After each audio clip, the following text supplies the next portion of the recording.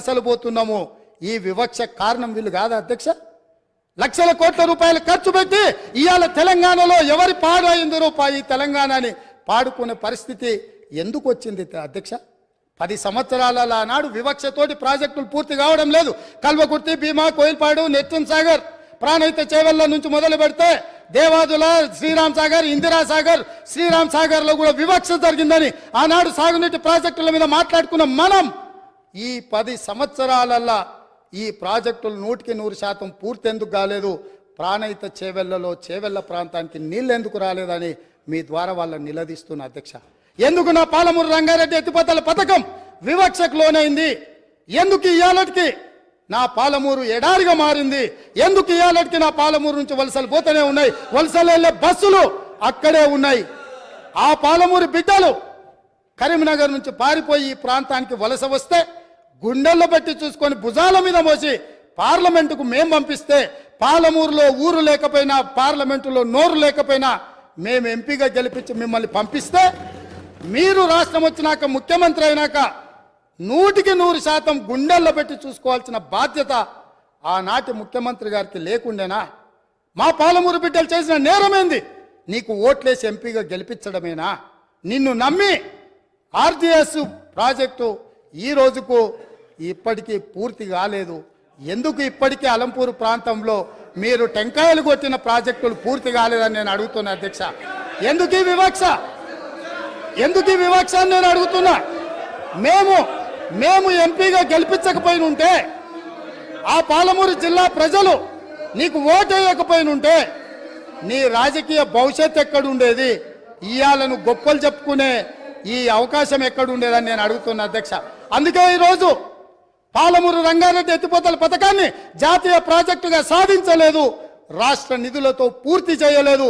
అందుకే ఈరోజు ప్రతిపక్షంలో ఉన్న మీకు మొట్టమొదట పాలమూరు జిల్లా ప్రజలు క్షమాపణ చెప్పి ఈ సభలో ప్రసంగాన్ని ప్రారంభించనుంటే నిజంగానే పాలమూరు ప్రజలు మిమ్మల్ని క్షమించి ఉండేవాళ్ళం.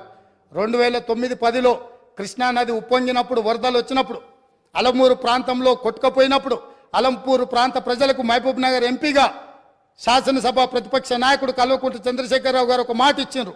ఈ ప్రాంతం నిండా మునిగిపోయింది, మీ ఇండ్లన్నీ కొట్టుకపోయినాయి, మీకు ప్రభుత్వం ఇండ్లు ఇప్పించకపోతే బంజారాహిల్స్ నందినగర్లో ఉన్న నా ఇల్లు అమ్మి మీకు ఇల్లు కట్టిస్తా అన్నాడు. మేము ఆయన ఇల్లు నమ్మి కట్టించమని మేము అడుగుతలేము అధ్యక్ష. కానీ ప్రభుత్వం వచ్చిన 10 ఏళ్లలో నువ్వు కట్టిస్తాన్న డబుల్ బెడ్రూమ్ ఇండ్లు ఆ అలంపూరు ప్రాంతంలో మునిగిపోయిన పేదలకు కట్టించి ఉంటే ఈరోజు నీకు ఇక్కడ నిలబడి మాట్లాడే అధికారము, అవకాశం ఉంటుండే. ఇవాళ అలంపూరు ప్రాంతంలో కనీసం ఆ ఇండ్లైనా కట్టించని పరిస్థితి ఈరోజు దాపరించింది. అదేవిధంగా మా పొన్నం ప్రభాకర్ గారు తెలుసు, మిడ్మానేరు ముంపు బాధితులకు కొన్ని సంవత్సరాలుగా వాళ్ళు పోరాటం చేస్తున్నారు, ఆరాట పడుతున్నారు. ఈ రాష్ట్రానికి ముఖ్యమంత్రి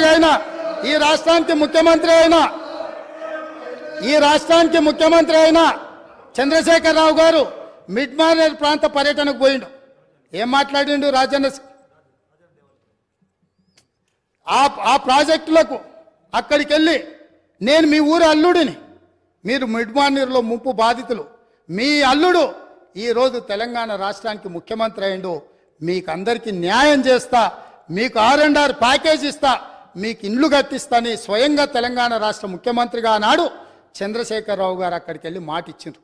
నేను ఈరోజు మిమ్మల్ని అడుగుతున్నా అధ్యక్ష, ఈ రోజు వరకు వాళ్ళు మళ్ళీ అదే వంట వార్పు చేస్తున్నారు, అదే రాస్తారోకలు చేస్తున్నారు, అదే ధర్నాలు చేస్తున్నారు. ఇదే పోలీసులు ఉమ్మడి రాష్ట్రంలో లాఠీ చార్జ్ చేసిన పోలీసులు వాళ్ళ మీద లాఠీ చార్జ్ చేస్తున్నారు. మా మంత్రి పొన్నం ప్రభాకర్ గారు ప్రతి నెల నిరసన కార్యక్రమాన్ని ఇప్పటి వరకు నిరసనలు కొనసాగిస్తూనే ఉన్నాడు. అన్నీ ఉన్న అల్లుడు నోట్లో శని ఉందన్నట్టుగా ఆ మిడ్మానేరు ముంపు బాధితులకు 10 ఏళ్ళైనా న్యాయం జరగలేదు. ఇది న్యాయమా? ఇదేనా ఈ రైతులను ఆదుకునేదని నేను అడుగుతున్నా అధ్యక్ష. అదేవిధంగా R&R ప్యాకేజీలో ఇల్లు కోల్పోయిన వాళ్లకు, పేదవాళ్లకు ఇండ్ల పట్ట